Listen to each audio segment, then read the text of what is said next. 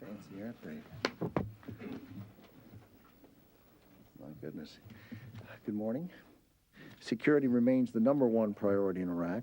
The combatant commander will be increasing the number of military police in Baghdad in the days immediately ahead.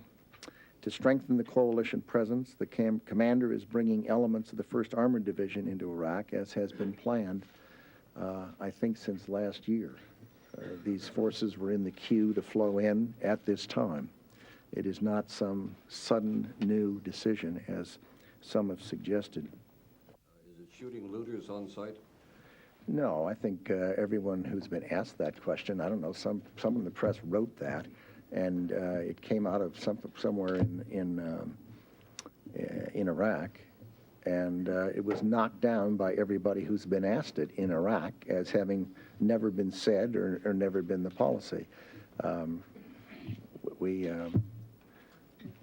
have rules of engagement, have had, do today. They've not been changed.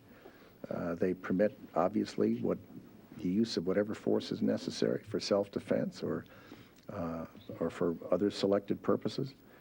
But that was hyperbole. One looking at that mass grave and the photographs of it, Iraq, to rebuild from the rubble of tyranny. I also want to express my sympathies to the family of those that were killed in the terrorist bombings in Riyadh.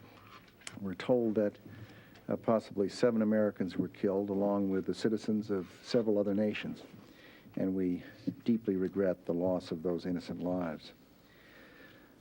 While the terrorists are still being hunted, this much is clear.